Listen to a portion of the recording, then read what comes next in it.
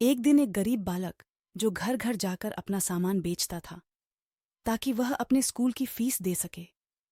एक दिन ऐसे ही जब वो काम पर निकला तो बहुत घूमते घूमते उसे भूख लगने लगी। लेकिन आज जब उसने अपनी पोटली देखी तो उसमें कुछ भी नहीं था। शायद उसकी माँ उसे खाने का डिब्बा देना भूल गई थी और उसे भूख भी बहुत लगी हुई थी। वो घर घर सामान बेचने जाता और सोचता कि यहाँ कुछ खाने के लिए मांग लूं, पर उससे ये नहीं होता। दूसरे घर में जाकर भी वो कोशिश करता, लेकिन उससे ये नहीं हो पाता। अंततः बालक ने फैसला किया कि अगले घर में जाकर खाने की बजाय पहले पानी के लिए पूछेगा। जैसे ही उसने अगले घर का दरवाजा खटखटाया, एक औरत बाहर आई। उस औरत ने बालक को देखते ही उसकी हालत का अंदाजा लगा लिया था। उस औरत ने उसके लिए एक बड़ा ग्लास भर के दूध लाया, जिसे वह बालक धीरे धीरे पीने लगा। और पीने के बाद बालक ने पूछा कि इसके मुझे कितने पैसे आपको देने होंगे। लेकिन उस औरत ने मुस्कुराते हुए कहा कि किसी पर भी दयालुता दिखाने पर पैसे लेने नहीं चाहिए, इसलिए पैसे देने की कोई ज़रूरत नहीं है। आज उस बालक को इंसानियत से परिचय हुआ। उसने दिल से उस महिला को धन्यवाद दिया और वहां से निकल गया। जैसे ही उस बालक ने वो घर छोड़ा, वो खुद को शारीरिक और मानसिक रूप से और अधिक मजबूत महसूस कर रहा था और भगवान पर उसका विश्वास अब और भी ज्यादा बढ़ गया था। बहुत साल बीत गए।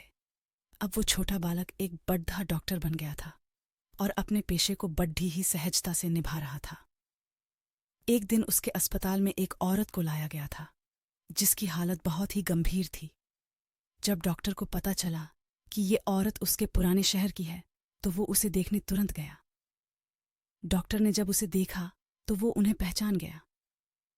ये वही औरत थी जिसने उसकी मदद की थी और एक ग्लास दूध भी दिया था। डॉक्टर ने पूरे जी जान से मेहनत की और उस महिला के गंभीर स्वास्थ्य को भी ठीक कर दिया। उस महिला का बहुत ख्याल रखा गया और अंत में जब एक दिन वो पूरी तरह से ठीक हो गई तो उन्हें छुट्टी दे दी गई।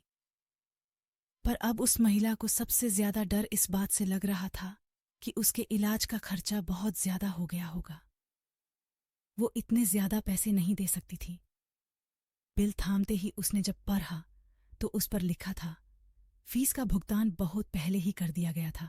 एक ग्लास दूध से ये पढ़ाते ही उसकी आंखों से आंसू बाहर आने लगे और उसने अपनी नम आंखों से भगवान का दिल से शुक्रिया अदा किया, क्योंकि आज उसे भी इंसानियत के दर्शन हो चुका था। इसी तरह हमें भी अपने जीवन में लालच किए बिना दयावान बनकर परोपकार करना चाहिए और एक दूसरे की मदद करनी चाहिए। तभी हम एक आदर्श राष्ट्र का निर्माण कर पाएंगे।